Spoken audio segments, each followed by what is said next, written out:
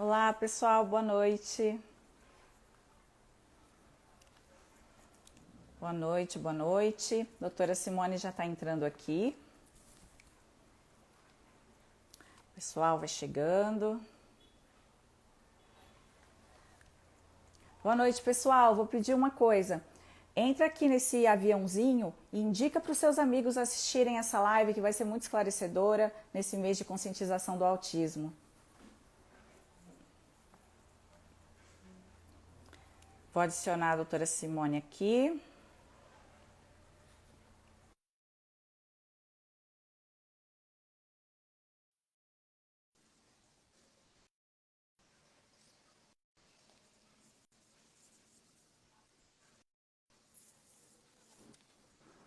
Olá, doutora, boa noite. Noite, tudo bem? Tudo, e você? Tudo bem. Estamos no nosso encontro anual, né? Nosso encontro anual, mais uma live, né, doutora? É a terceira, né? É a terceira. Essa é a Terceira. terceira que a gente já está. Começamos em 2020, 2021. Não, é a quarta. É a quarta. 2023, é isso mesmo, Isso é o mesmo. quarto ano, que a gente começou na pandemia. 2020. Isso mesmo. É a quarta live. Bom, boa noite, pessoal. Estamos aqui em mais um Abril Azul, em mais uma live com a doutora Simone Pires, que é médica, nutróloga, integrativa, especialista em autismo.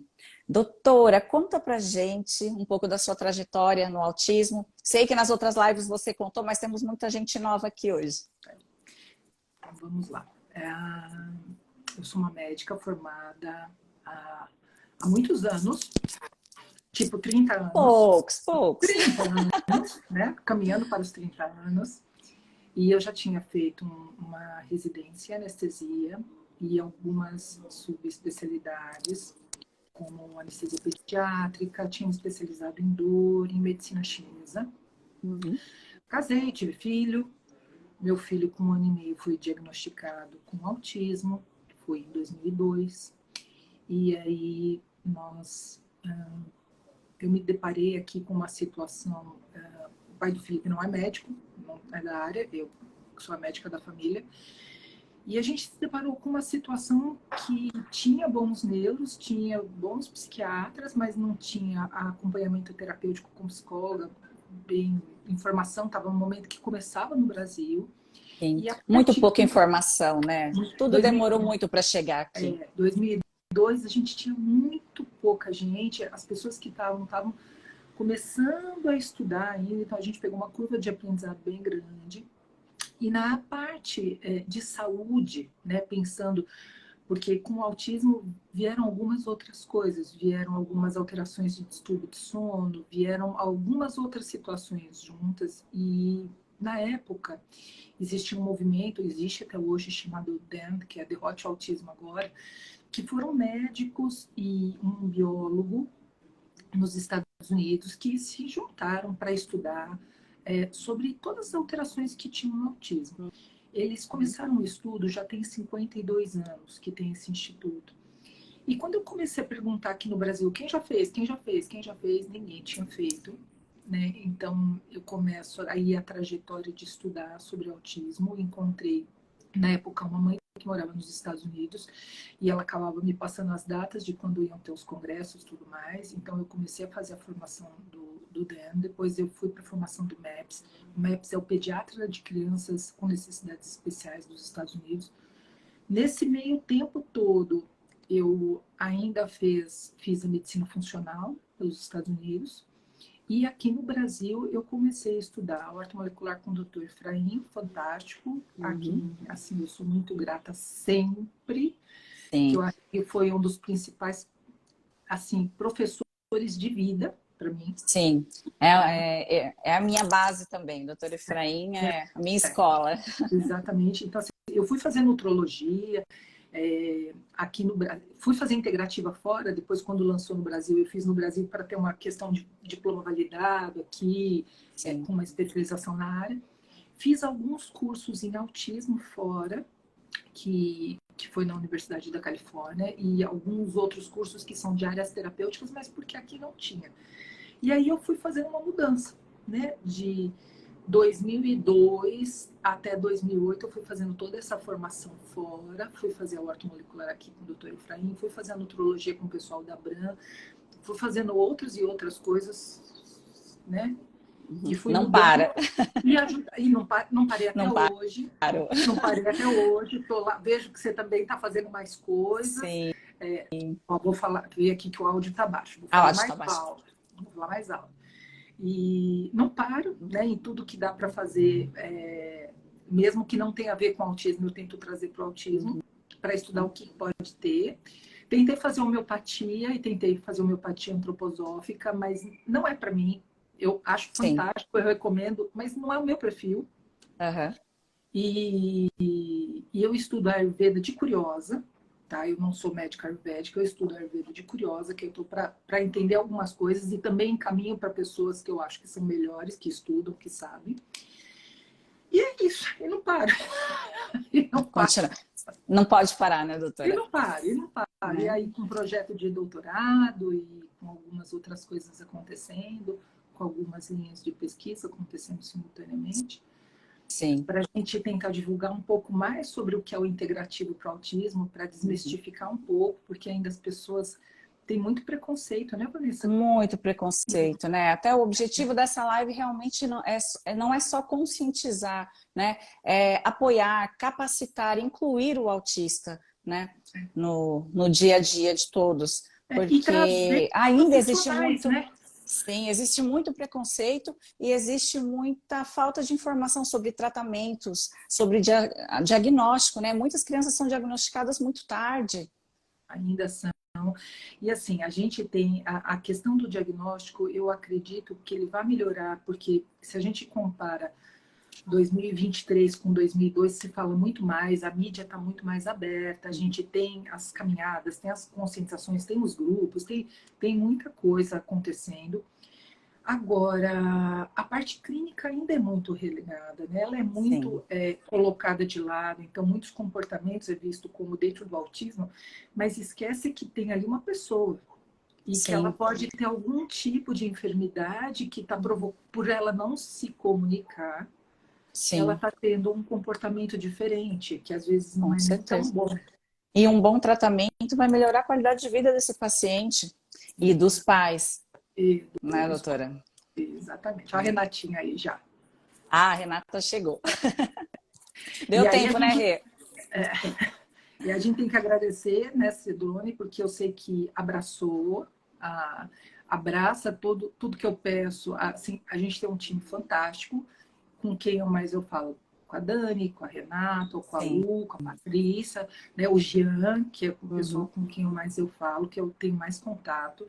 Mas eu sei que a farmácia como um todo abraçou, né, tudo que a gente Sim, pede, que eu peço, gente, dá para ver isso? Dá para não sei o quê? Sempre estão correndo atrás. uhum. Dá para melhorar o sabor? Né? Dá para Sim, fazer isso? mas nós somos muito gratos, doutora, porque nos últimos, eu acho que a gente trabalha junto há uns 11 anos, mais ou menos, ou mais. Acho que já tem mais do que isso. Acho que uns 15, né? Uns 15 anos. E nesses 15 anos nós fomos nos aprimorando, aprendendo com você, né? Testando várias coisas. Então nós fomos nos especializando no atendimento desse paciente, né? Personalizando realmente o atendimento desse paciente, de acordo com as necessidades que você sempre nos passou, né, doutora? Então, hoje, assim, a gente tem muito orgulho de sermos, assim, especialistas em correção de sabor, principalmente para o autista, que tem uma palatabilidade diferenciada, né, mais seletiva. Tem umas Então, nós fomos melhorando. super hipoalergênicas, Sim, né? sim, Para respeitar todas as alergias possíveis e imagináveis. exatamente. E com todo esse trabalho junto com você, nós nos tornamos uma farmácia que todos os nossos recipientes são clean label. Então, eles são totalmente hipoalergênicos, sem glúten, sem lactose, sem adoçantes e corantes artificiais, sem polióis, né? Então, nós fomos melhorando muito nossas formulações por sua causa e Dos por causa dos pacientes. nossos pacientes autistas, né? Então, somos muito, muito gratos, doutora. Mas eu sei que a E gente dá trabalho. não, mas é trabalhoso, mas é prazeroso também, viu, doutora? Bastante. É muito gratificante. E hoje nós vamos falar abordar um assunto muito importante, né? Muito tem se falado os estudos, né? Muito tem sido estudado a microbiota intestinal, não só dos pacientes autistas, mas como da população em geral, na saúde em geral. Só que o impacto para o paciente autista dessa saúde intestinal é muito maior, né, doutora? Explica pra gente qual a diferença da microbiota do paciente autista para a população em geral. A primeira coisa que a gente tem que falar hoje, e que tem batido muito na tecla, é que a gente não tem um tipo de autismo. Nós temos autismos. Né? Nós temos subtipos de autismo. Então, quando a gente está falando isso, eu quero dizer que não é uma coisa que eu vou falar para um que vai servir para todos, mas talvez sirvam para subgrupos. É como você costuma dizer, né? Quem conhece um autista, conhece um autista. Bom, sim. Né? E a gente tem uma questão muito importante que foram estudando, mesmo nesses diferentes fenótipos de autismo, eles foram estudando a microbiota. E o que observou? Observou que a microbiota do autista, ela tem uma diversidade menor. Então, eu sempre converso com os pais, eu tento explicar da seguinte maneira. No mundo, nós temos japoneses, temos africanos, temos portugueses, espanhóis, brasileiros, mexicanos. A população do mundo do intestino, do autista, ele é menor. Ele não tem toda essa diversidade, toda essa população que deveria ter. Ele tem uma população menos diversa. E algumas correlações, onde alguns tipos, como por exemplo a relação de bacterióides e firmicutes, ela é alterada do ponto comparado aos típicos. E a gente tem alguns micro-organismos que crescem a mais e que não deveriam estar crescendo tanto. Tipo a cândida, que é o fungo, tipo o clostrídio. Então, é interessante hoje, por causa dessa história desses estudos, e tem múltiplos estudos, que eles estão correlacionando quem tem floras alteradas e quais são os sintomas mais constantes. Então, por exemplo, o Clostridium difficile, que é um tipo de bactéria que dá diarreia em quase todo paciente hospitalar, que precisou de muito tempo de antibiótico, no autista, a maior parte das vezes, ele dá constipação. Ele não dá diarreia. Tá? E ele é o que dá um dos que tem, por causa da produção do ácido propiônico, ele é um dos que mais a gente tem o comportamento autístico. Aquela coisa do interesse restrito, a falta de contato social.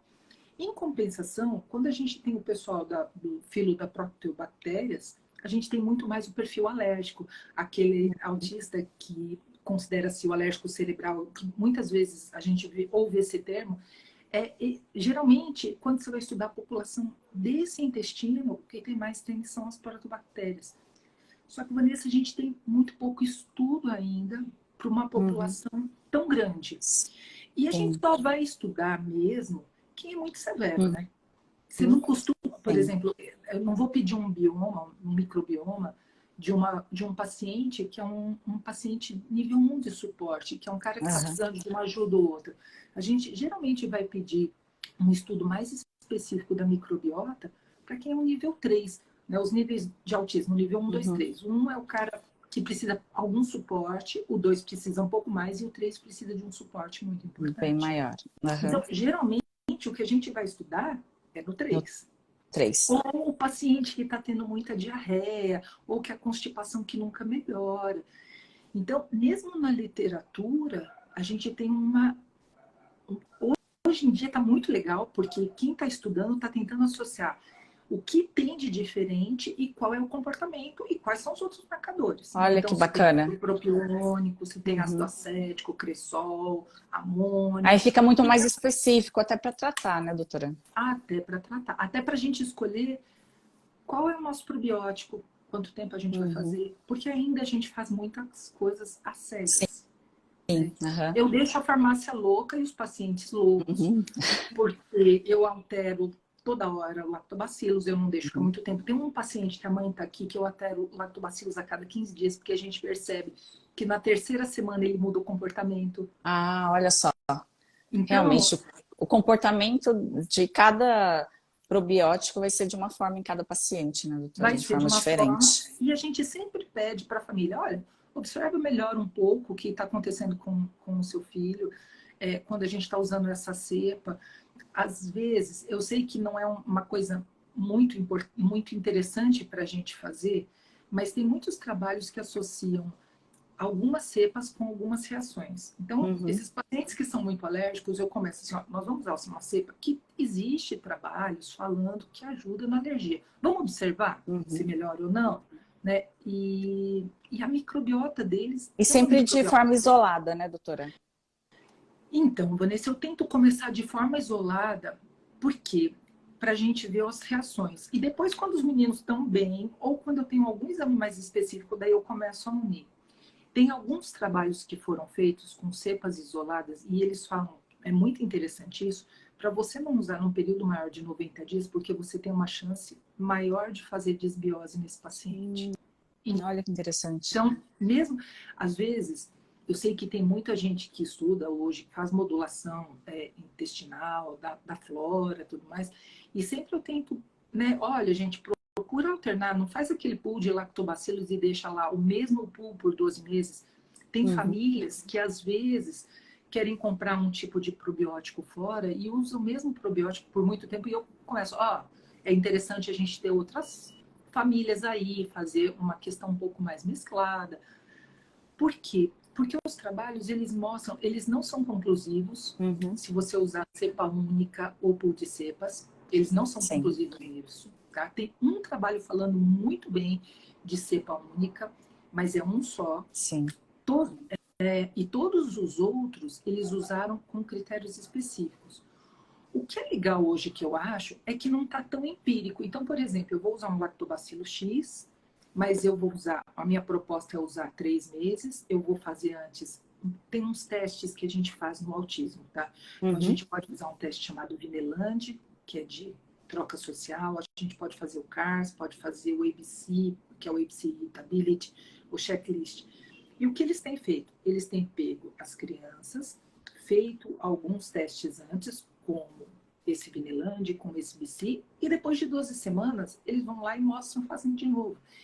E isso é importante, porque a gente vê a melhora do comportamento, Sim. a melhora de cada coisa. Uhum. E em todos os probióticos, em todos, teve melhora dos marcadores inflamatórios. Então, Que independente do bacana. tempo ser 4 semanas ou ser 3 meses, cepa única ou cepa múltipla, em todos os autistas teve diminuição Da de marcador inflamatório. inflamação.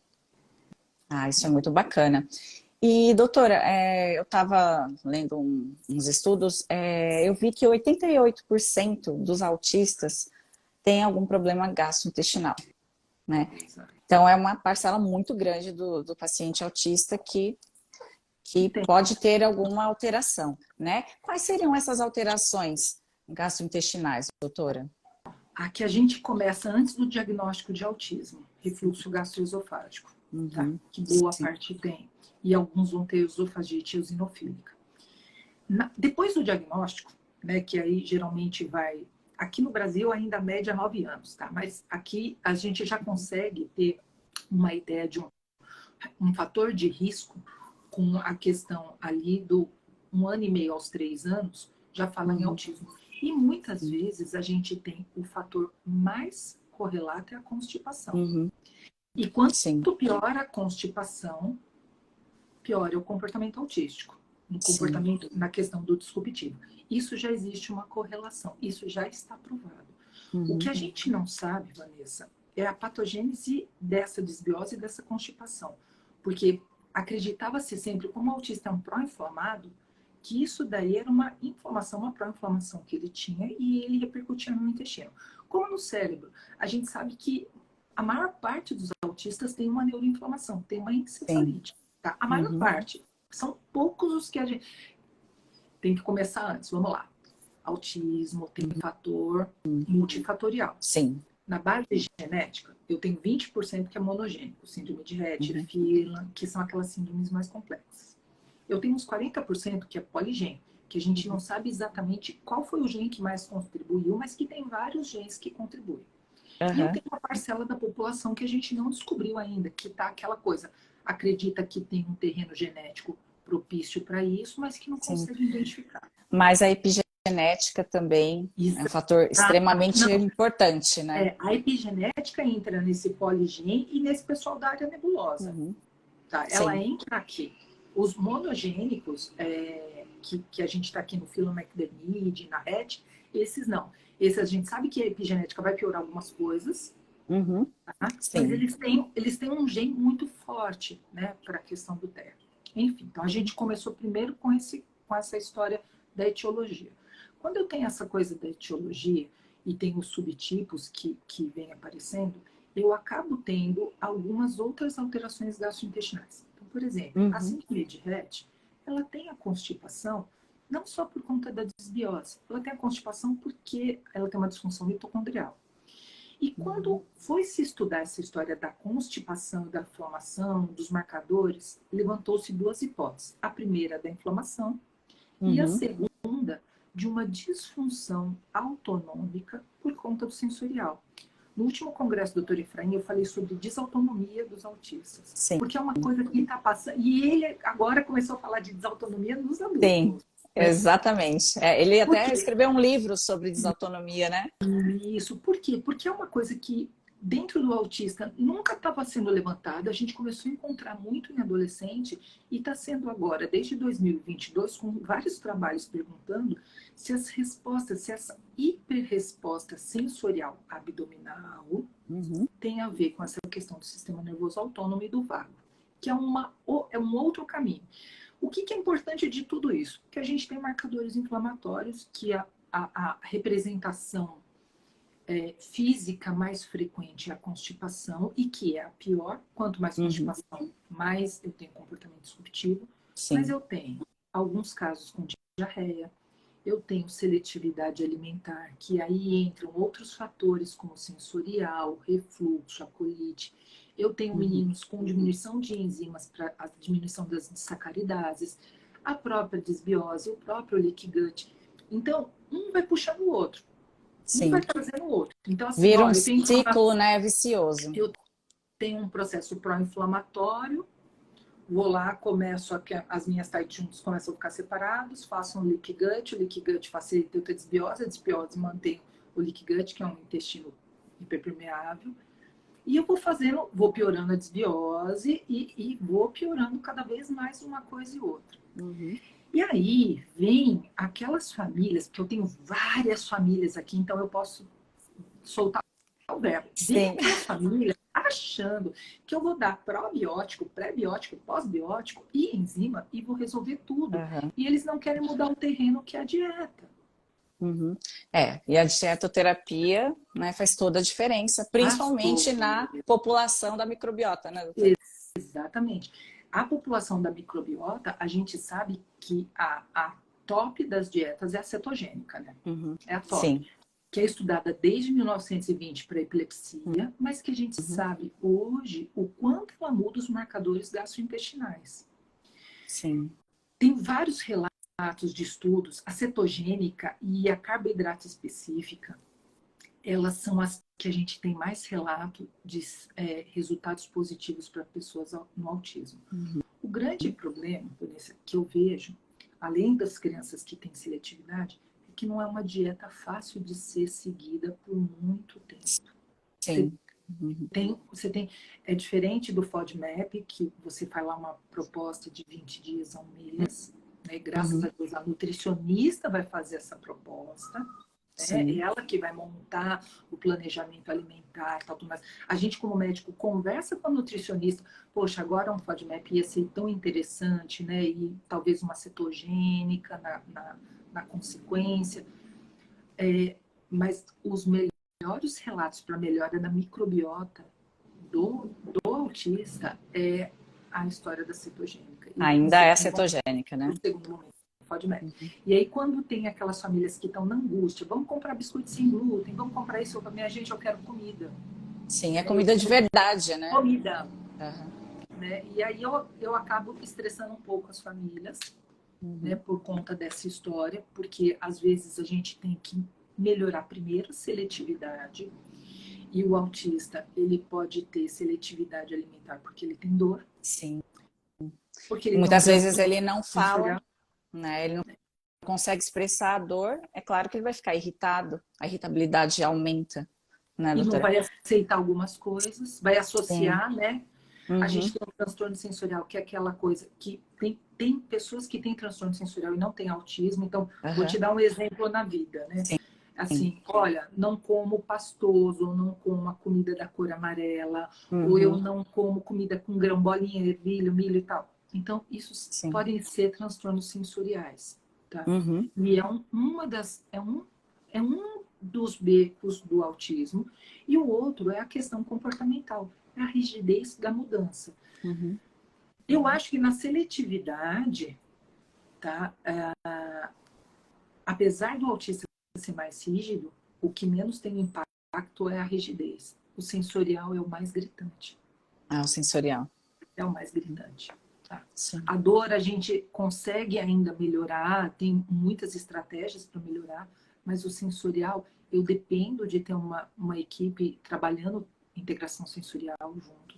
Às vezes tem a TO, a fono e até nutricionistas trabalhando junto com a mesma criança para proporcionar diferentes vias para Estímulos, né? diminuir estímulos, exato. Mas o Uhum. mais comum de todos os sintomas é a constipação. Constipação. É o mais E, comum. e também o paciente, eu falo porque eu tenho refluxo, né? O dia que eu tenho alguma crise de refluxo, eu não durmo. Eu posso ter comido 6 horas da tarde, dormir meia-noite. Se vier o refluxo, eu não durmo. Imagina uma criança que também que não fala, se ela tiver o refluxo à noite, como que ela vai dormir? Né? Então muda o padrão de sono. Exatamente. Então, assim, a gente acaba tendo. No autismo, a gente tem um distúrbio do sono que é uma segunda comorbidade, tá? E Uhum, acontece em quase 80% dos autistas com uma demora da latência. Então, aquele fato entre ele deitar e dormir, uhum, ele levar mais do que meia hora. E muitas vezes é por conta do refluxo. A criança está dormindo sentada, você põe, está no colo, você põe ela deitada, ela acorda. O refluxo, geralmente, Vanessa, vem para a gente antes do diagnóstico do autismo. olha só. Uhum. Sim. Então, a Aí gente sempre começam fica até algumas crises de amidalite, de rinite, repetição, né? Otite. desagotite. Sim, Então, assim, só que os pais, às vezes, não estão entendendo que aquilo é um refluxo, né? sim, Principalmente família de primeira viagem, ela não tem, às vezes, esse know-how. Fala, poxa, isso daqui não está normal. Vai pensar que assim, é um bebê difícil para dormir. sim. Aham. É um bebê Ou difícil. quando realmente é muito raro, até um otorrino desconfiar de refluxo, quando um adulto, que seja um adulto, tem várias crises de repetição de amidalite ou de otite, né? É muito raro questionar-se a questão gastrointestinal. Hoje, a gente tem um grupo aqui em São Paulo, que é um pessoal da Otorrina Integrativa, que eu acho fantástico. Não sei Uhum. se você conhece o Milton O Paquiuti, Milton foi meu né? médico também, fiz muita acupuntura E, com ele. isso. E o Milton está fazendo um trabalho maravilhoso com o grupo de otorrino. A gente Uhum. é parceiro. Eu aprendi otoxicologia com ele, né? Sim, Mas ele está fazendo um grupo muito querido de integrativa em São Paulo. sim. Então, e que é um pessoal que já tem uma outra visão, já tem uma visão assim, poxa vida, não, então tá tendo muito de reflexão, poxa, mas olha, qual é o alimento que você está comendo? Vamos parar para pensar junto, vamos tentar fazer isso, vamos usar um Uhum. probiótico, vamos fazer um pré-biótico, vamos mudar a alimentação, com uma visão já um pouco diferente. E tá bem legal Sim. isso aqui em São Paulo. Uhum. Ah, que bacana. E a questão da dieta, claro, muito importante. Só que é assim, né, doutora? Se o intestino não tiver de forma íntegra, se ele não tiver com uma população adequada ali de bactérias, de probióticos, ele também não vai absorver os nutrientes necessários da dieta, né? Mesmo que seja uma dieta muito Super rica, legal. né? Bem adequada, ele não vai absorver e assim não vai também produzir alguns neurotransmissores. Então conta pra gente essa relação eixo intestino e cérebro pra gente, por favor. Ó, vamos lá. A gente tem uma coisa muito legal hoje em dia. Quando eu comecei a estudar isso, era assim, ó, cérebro e intestino. E hoje a gente sabe que é um triangulozão, né? É a tríade, né? Cérebro, cérebro, intestino, sistema imune, microbiota no meio, sistema nervoso autônomo. Então, a gente tem um eixo neuroimune endócrino e tem a microbiota. Quando eu tenho, vamos falar do intestino hiperpermeável, que é aquela coisa que a gente falou de estar um pouquinho fora, né? As células do intestino, elas tinham que estar amigas, juntinhas. Sim. E quando a gente tem a hiperpermeabilidade, eu acabo fazendo poros, né? E principalmente, aí entra a história, controla carboidrato, porque principalmente os disacarídeos, os carboidratos, a gente sabe que passa por essa barreira hematoencefálica, que passa pela barreira intestinal, vai para o sangue. Do sangue, ela também faz a mesma coisa na barreira hematoencefálica, que é a do sangue para o cérebro. Então, que era para ser assim, ela faz assim. E a gente começa a passar produtos que não são interessantes. Então, eu gosto de dar o exemplo do ácido propiônico. Apesar da gente ter o problema com amônia, com ácido propiônico, com ácido acético, com cresol, o ácido propiônico, ele é o que mais eu consigo diagnosticar sem exame. Você pergunta para a família, seu filho está rindo? Vou tirar o óculos, né? Presbiopia está um fim de picada. Você percebe que seu filho está rindo e olhando para cima? Ou está conversando umas palavrinhas que a gente não entende e olhando para cima? O olhar geralmente é desviado na lateral e para cima. Perceba. Você chama ele, quando você chama, ele volta para você ou não? Ele fica lá? Ele fica lá. Você olha a pupila dele como tá? Ah, ó, tá uma midríase. A bolinha preta do olho tá bem dilatada. Geralmente, esse é o quadro descrito no ácido propiônico. Olha só. Então, ele é um quadro característico pra gente que a gente bate logo. E o ácido propiônico, a gente tem ele em alguns dos alimentos, né? Que é usado o ácido propiônico como conservante, eu acho, não sei exatamente para que fim que eles usam. Mas a gente tem no Clostridium e a gente tem nos fungos. Então, a coitada da Cândida leva a culpa de tudo, tá, Vanessa? Nessa vida. E nem sempre a culpa é dela. É ela, coitada. Mas ela leva a culpa de tudo. Sim. Ela leva, assim, ela realmente, ela toda hora... Nossa, coitado, meu filho tá cheio de fungo. E aí a gente vai conversar aqui, ó, pera, não é bem assim, porque eu também tenho outros micro-organismos e até mesmo o próprio intestino pode liberar um pouco mais esse ácido propiônico. Quando a gente tem essa avalanche que está vindo do intestino para o cérebro, eu acabo causando uma reação em cascata. Porque uma neuroinflamação, né? Uma neuroinflamação, e eu vou ter uma repercussão lá nos marcadores do eixo endócrino, né? E eu vou ter uma ativação lá no vagal, e eu vou começar a fazer uma outra bagunça com essa pessoa, que é o sistema imunológico dela, que vai ficar um pouco alterado. A curva do cortisol dela vai aumentar o TNF-alfa, a interleucina 1, A2, A6. A gente vai ter um aumento de interleucinas, de interferon, tudo que é pró-inflamatório, a gente vai acabar ativando. Tá? Então, hoje, tem uma coisa bem legal que eles têm feito, um trabalho... Tem vários lugares fazendo vários tipos de trabalho, tá? Então, tem um lugar fazendo bem um trabalho só com pré-biótico e estímulo vagal. Olha que bacana. Para ver o resultado. Que é um grupo que tá acontecendo, tal, e eu tô atendendo várias crianças desse grupo por conta da história de que a família quer ver o restante, né? E esse grupo, eles focaram nisso. Tem um grupo da Itália que trabalha de outra maneira, tem o pessoal que está trabalhando com transplante fecal, tem o pessoal que trabalha com câmara hiperbárica, a gente está com uma série de estímulos e de trabalhos diferentes para tentar ver essa microbiota, para a gente tentar voltar. E, Vanessa, uma coisa que eu li, que hoje em dia eu leio muito sobre autismo adulto por causa do Felipe, né? Tá com 22 anos, tá... 22 já? Eu achei que eram 20. Não, 22, um butelão de 1,96 m, que é uma coisa linda, maravilhosa. E aí, quando a gente vai... Eu acabo estudando mais sobre isso, porque leio de volta das crianças, mas acabo olhando mais. E olha que interessante que eles falam. Eles falam que você pode ter mudado o hábito alimentar e você pode ter mudado a microbiota desse paciente na infância dele ou mesmo na pré-adolescência, mas que na fase adulta ele pode voltar a ter aquela microbiota alterada. E, Vanessa, como eu atendo muito adulto hoje em dia, né? Então, meus pacientes que eram crianças hoje são adultos, né? Sim, E cresceram, né? tão lindos, né? E estão na faculdade, então hoje uma me mandou do trabalho dela, o que ela está organizando na vida, do trabalho, que ela está super feliz, que está trabalhando e está estudando e está dando conta.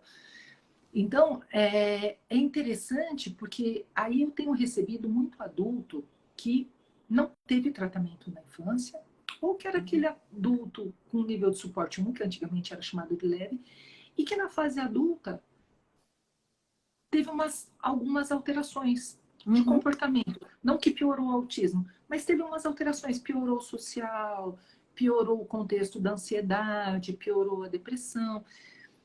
E é interessante que você vai ver esse pessoal, quando você pega os trabalhos, você vê lá que a diversidade de flora na vida adulta, eles podem voltar a ter uma diversidade pequena. Olha E só. os sintomas de antissocial, de dificuldades de relacionamento social, podem piorar. E já tem trabalho com isso. Uhum. Eu Nossa, que gosto de falar interessante. de trabalho, Uhum. tá? Porque, infelizmente, a gente vê muitos colegas médicos desmerecendo, né, a questão Uhum. do trato em geral. E eu acabei vendo uma colega que eu gosto muito, mas ela fez um post justo em abril falando que os estudos, que a gente sabe que tem alteração gastrointestinal, mas que não vale a pena tratar. Olha só, que não vale a pena. Pelo contrário, pelo que a doutora me falou agora, eu acredito que, principalmente no adulto, que esse acompanhamento tem que ser para sempre, eterno, né? Dessa Então, o que microbiota. às vezes eu brinco com as famílias, Vanessa, porque chega um momento das crianças que elas estão tão bem que eu dou alta. Falo, ó, Uhum. agora não precisa mais de mim, daqui para frente um clínico ou pediatra vai dar conta, tá? Uhum. Sim. Tranquilo, pode ir. E aí eu tenho aqueles que vêm só para visita periódica, Uhum. só para dar uma benzida, Sim. entendeu? Então, assim, a cada 1, É 2 anos. um acompanhamento mais distante, mas, né, Isso, com um intervalo maior, com só que intervalo existe o maior. acompanhamento. Isso. Tem uns que estão voltando depois de 5 anos para fazer um check-up e vão lá para Ah, que ver. bacana. Então, dos que eu vi crescendo, eu não vi voltar um padrão de piora gastrointestinal. Uhum. Tá? Isso Certo. eu não vi. Mas o que eu atendi muito foram esses que não tiveram nem modificação de dieta, nem nada quando eram menores e que estão aí na fase dos seus 30 e tralalá e estão tendo alguma piora, principalmente depois da pandemia, com a questão das habilidades sociais. Então, esses, a gente está voltando a fazer todo esse trabalho. Olha, vamos lá, vamos diminuir essa questão alimentar, né? Tentar dar uma melhorada no padrão alimentar, ver o que é necessário, ver Uhum. se tem alergia, se tem algum tipo de Sim. intolerância, alguma falta, olhar se tem uma desbiose, tentar fazer essa correção. Uhum. Mas é bem interessante, porque esse é um campo, eu me lembro do Dr. Efraim falando de probiótico e ninguém dando bola para os probióticos. Eu comecei isso lá há 18 anos atrás com ele, e realmente, quando se falava de probióticos, a gente na horta molecular já fala há muito tempo, né? Já A falava muito tempo, acho que indústria foi em veio falar 2004, 2005. recentemente. Isso, né? Isso. E aí, assim, o doutor Efraim falava da história da correlação de uso do probiótico, do que a gente deveria fazer, o olhar que a gente deveria ter para essa questão do intestino, mas eu acho que ganhou muita força porque justamente a indústria entrou.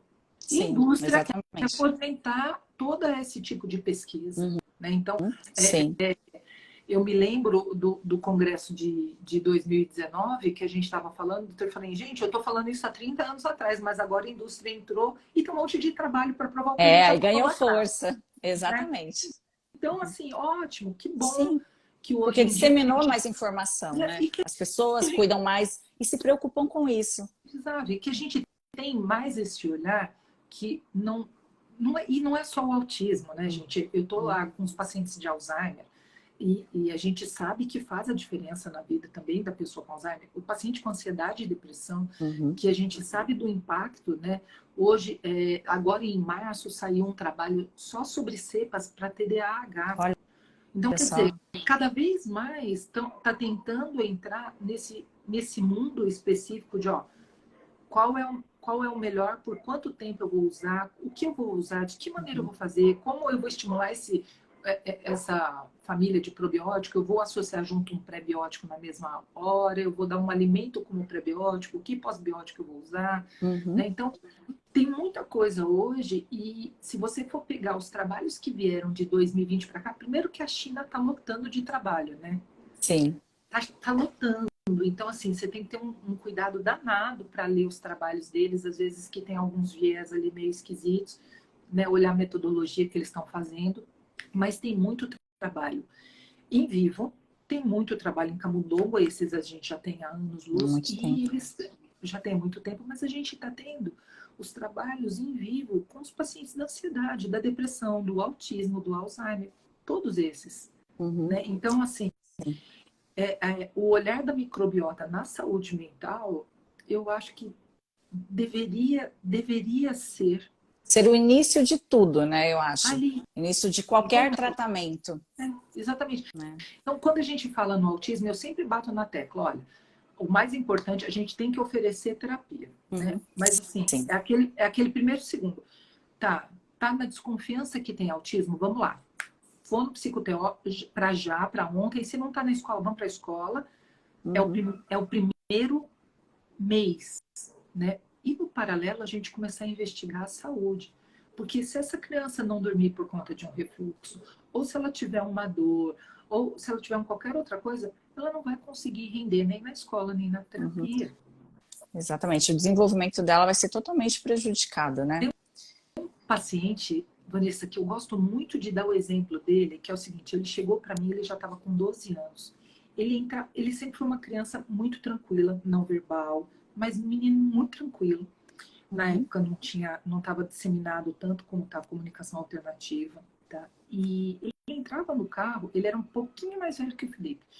Ele entrava no carro, ele batia no motorista. Na hora que saía o carro, ele batia no motorista. Olha Assim, só. chegou para mim com três medicações psicotrópicas. Tá? Primeira coisa que a gente conversou, vamos fazer uma endoscopia? Uhum. Primeira, tá? Ritmo, ele era um constipado de Sim. base. Tá? Então, primeira coisa, vamos fazer uma endoscopia, vamos ver o que tinha, né, o que está acontecendo. E a família conseguiu fazer muito rápido o exame. E a gente achou lá 2 úlceras duodenais no menino, Nossa. Imagina né? a dor que esse menino E mais sentia. uma constipação. Tratamos a úlcera, né, as duas, não tinha H. pylori, melhoramos a constipação dele, retorno o menino já sem bater em ninguém no carro. Era comportamental? Não era, era dor, era Era incômodo. dor. Então, assim, eu me pergunto quantos autistas a gente tem que não conseguem se comunicar de uma maneira eficaz, Uhum. seja verbal, seja pelo comunicador alternativo, seja pelo PECS, pelo POD, qualquer um comunicador que essa pessoa possa ter, Uhum. e ele não tem esse acesso ainda para falar para a gente que tem dor. Sim, a irritabilidade dele vai estar lá em cima, O sono né? que O não vai ser sono bom, não vai ser bom. E sem o sono, sem uma noite de sono, o foco, a concentração também não não vão ter, existe, não não vai ter. existe. Aham. Então, realmente, o padrão comportamental fica totalmente alterado. E a gente tem que lembrar que uma criança não dorme, a família também não dorme. Sim, Né? com E certeza. aí, chegando no outro dia, a gente quer, não, mas olha, você tem que estar super cool, você tem que estar Uhum. comemorando, estimulando seu filho. Como que aquela pessoa vai conseguir estimular um filho que está irritado porque está com dor ou porque está sem dormir? Uhum. Essa pessoa está cansada, está trabalhando, está preocupada com a vida de uma família com autista. É uma família de empresa, os pais se tornam CEO, né? Sim, Eles têm que fazer uma mega administração, eles têm a administração junto da Cedrone, lá junto da Renata. Renata, eu preciso do suplemento. Os exames da Simone, que não são fáceis, ok? sim. Mais a escola, mais a TO, mais a psico, mais a fono, e mais Sim. trabalhar para pagar tudo Uhum. isso. Exatamente. Ter Então, cabeça para trabalhar, né? Para conseguir então bancar isso. é o que a Não é gente fala. fácil. Então, assim, se você não tem uma situação onde você consiga ajudar clinicamente, né, a sair desses processos de dor, sair desses processos gastrointestinais como a constipação, como o refluxo, a qualidade de vida da família, Fica não só prejudicado. da criança, mas da família, e as terapias vão ser difíceis para acontecer. Não vai ter terapeuta que vá... O terapeuta pode ser fantástico, mas se você está com dor, você não vai querer fazer aquilo. Sim. E para mim é uma coisa tão simples e tão óbvia isso, entendeu? E a gente está aí martelando, pelo menos falando, né, direto, pelo menos que eu me lembre, eu estou desde 2004 falando. Vanessa, a gente vou fazer 20 anos falando. Sim. Entendeu? Mas ainda eu acho que a informação não chega para todos, né? Eu tenho amigos que são pais de 2 filhos autistas e eu vejo, sim, a dificuldade, os tratamentos realmente são muito caros, né? São caros ainda. E tem toda essa questão da luta pelo direito de você ter um acompanhamento, sempre tem que recorrer à justiça. É muito difícil. Realmente é uma luta muito complicada. É travar uma batalha mesmo. E os né? primeiros anos, eu acho que cada fase tem as suas dificuldades, ok? Mas eu acho que os primeiros anos, fisicamente, para essa criança e para essa família, são anos muito difíceis. Sim, são bem desgastantes, né? Eu imagino. E, doutora, da conduta de tratamento, o que mais pode ser usado além dos probióticos? Olha, o que eu acho legal, a gente, primeira coisa, a gente pensar na questão do terreno do alimento, né? Então, aí, pensar realmente que tem que excluir alergia, intolerância, se é celíaco, se não é porque passa batido, né? Então, a gente tem que excluir algumas coisas. A investigação clínica tem que ser muito aprofundada, né, doutora? Tem. E assim, Vanessa, uma coisa que que aqui em São Paulo talvez as pessoas não saibam. Na rede pública, quando você tem o diagnóstico de autismo, você pode pedir para fazer todos os exames de doença celíaca e alergia alimentar mediada por IgE. É uma normativa que existe aqui.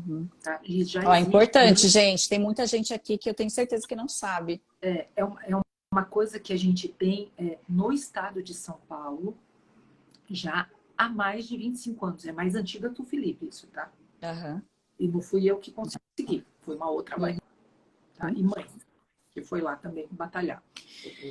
Então, eu acho que, assim, primeira coisa, a gente tem que olhar todas essas questões em termos de saúde, né, da alimentação, se eu preciso modificar e o que eu preciso modificar nessa alimentação, porque da mesma maneira que que existe um autista, existem várias dietas e existe a dieta daquele autista, não existe uma dieta para todo mundo, então é importantíssima a investigação. E aí a gente tem lá a parceria com a Nutri para ela bolar um plano alimentar. A gente vai pensar no probiótico. O pré-biótico, eu gosto muito de pensar no alimento como pré-biótico, mas a gente sabe que o GOS tem uma resposta mais interessante para a microbiota. A gente vai pensar se vai precisar pós-biótico, se a gente vai precisar de enzimas digestivas ou não. Tá? E hoje em dia, a gente tem alguns suplementos que têm sido estudados para melhorar essa microbiota, mas cai na mesma coisa. Não adianta eu querer dar só probiótico, só suplemento, se eu não me programar para mudar essa dieta. Sim.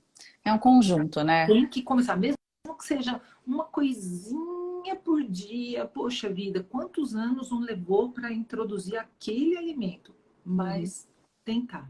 Tá? Sim. Então, hoje a gente sabe que a vitamina A ela tem um papel importante dentro da microbiota, né? E geralmente a gente associa ela com a vitamina D. E existem vários protocolos de vitamina D para outras coisas, como a neuroinflamação, como as respostas autoimunes, mas a vitamina está lá, geralmente está presente junto. Nós sabemos dos flavonoides, que os flavonoides, eles conseguem diminuir os processos inflamatórios gastrointestinais. E flavonoide entra numa coisa que é bem assim, né? Eu dou, mas eu peço sempre muita atenção, porque tem um grupo pequeno de autistas que não dão certo com flavonoide. É mesmo? É mesmo. Olha só. Então a gente tem que tomar um certo cuidado. Não são é uma pequena parte, mas toda vez que a gente está pensando em flavonoide, eu estou avisando a família, falo, olha, a gente tem que prestar atenção, faz por pouco tempo o suplemento, vamos tentar ver como fica, para a gente ter esse impacto. Nós pensando dessa questão de linhas de suplementação, né? Então, que a gente está pensando lá em vitamina e tal. A gente sabe que estimular, trabalhar a metilação, você vai diminuir as respostas alérgicas mediadas IgE. Então, é uma das coisas que você tem na manga para trabalhar com o similtilfolato, o P5P e a metil-B12, pensando na alergia alimentar mediada por IgE, em específico, pensando naquela criança que tem alergia IgE respiratória, pensando na criança que tem uma dermatite atópica. Então, é um outro conjunto que a gente tem. E nós temos algumas coisas que não são tão convencionais. Então, vamos lá, que são os grupos de estudos que hoje tem um grupo que é bem antigo dos italianos, que eles usam um antibiótico. Olha só. Com resultado bom. Não vou falar o antibiótico para não causar um estímulo para o uso desenfreado, né? Indiscriminado. Indiscriminado. Né? Então, assim, eles têm tido. Esse grupo de italianos que trabalha com antibiótico, eles já tentaram mudar de outras maneiras a questão de dieta, eles já tentaram fazer outras coisas, tá? Para depois entrar nessa questão. O transplante fecal, que eu acho que é uma das condições que está cada vez mais tomando forma. Sim. Né?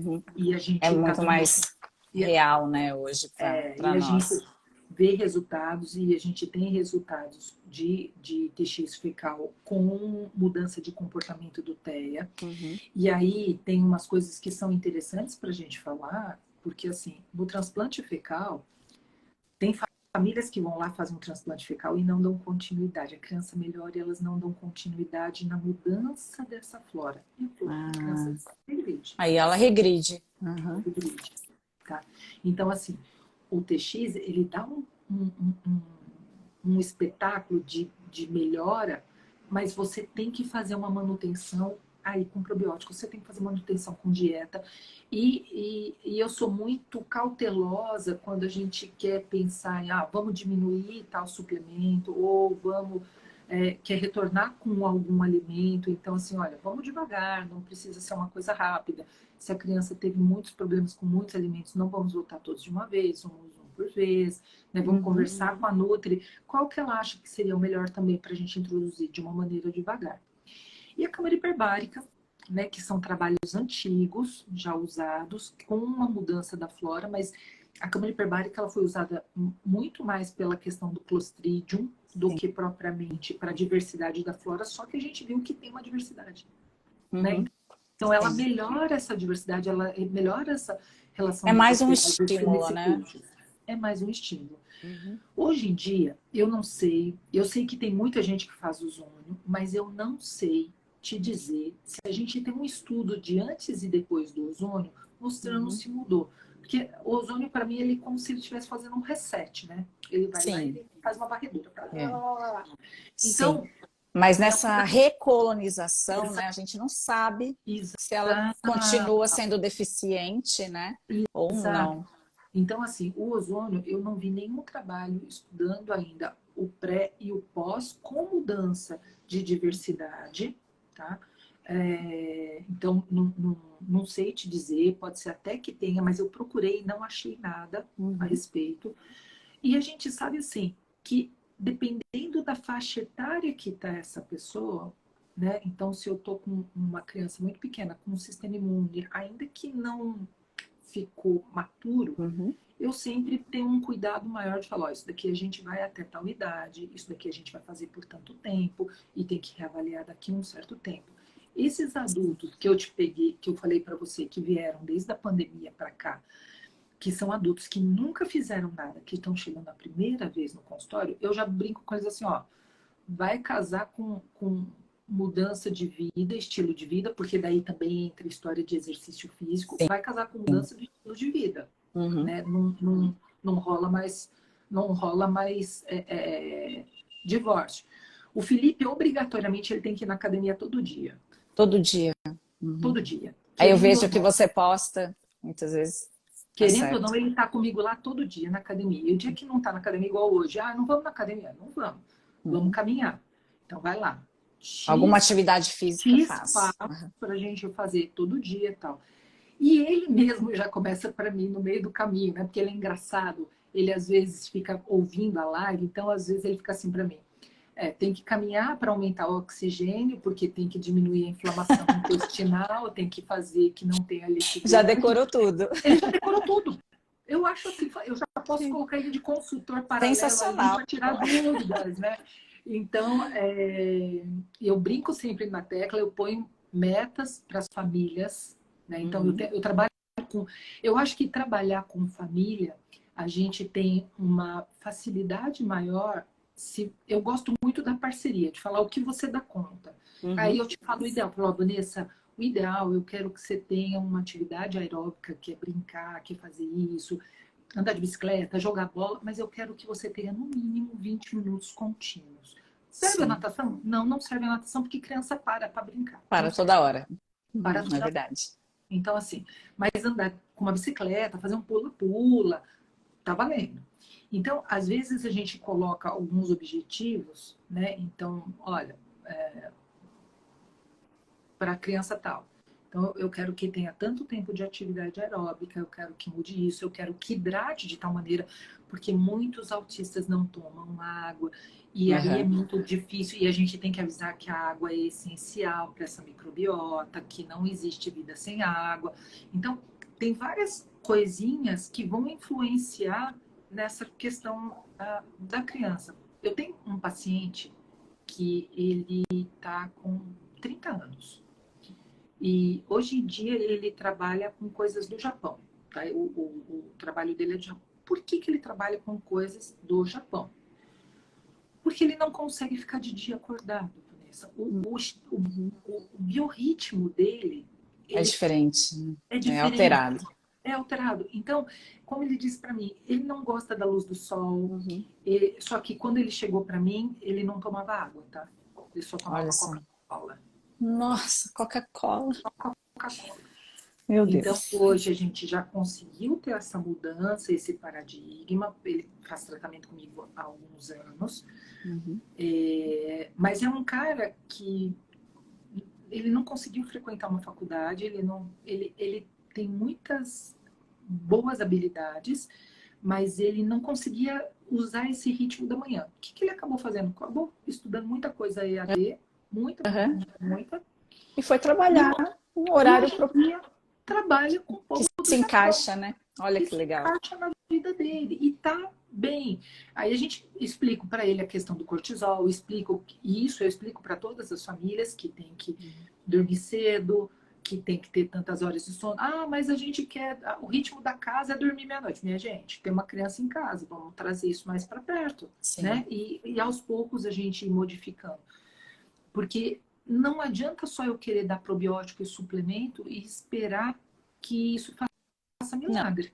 Não. não, milagre não existe, né? A mudança do estilo de É o vida estilo de é vida, fundamental. né? É a gente É isso mesmo. ter uma alimentação boa, ter um sono reparador, ter atividade física.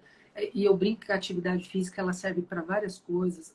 100% dos autistas têm um tipo de ansiedade. E o nível 1 é por algum motivo, o nível 3 é por outro motivo, mas a gente tem ansiedade em todos eles e a atividade física vai diminuir a ansiedade, vai Uhum. diminuir a chance da depressão. Então, é um conjunto Sim. de coisas que a gente Vai faz. auxiliar também na imunidade desse Vai paciente, ajudar na né? imunidade, vai tentar segurar um pouco da questão do peso, porque muitos deles têm uma facilidade grande para ter ganho de E peso, não principalmente se pegar tomam alguns peso, medicamentos, né, doutora, e como a os risperidona. antipsicóticos, Uhum. exatamente. Se a gente tem lá um antipsicótico que a criança ela perde aquele freio da alimentação, Uhum.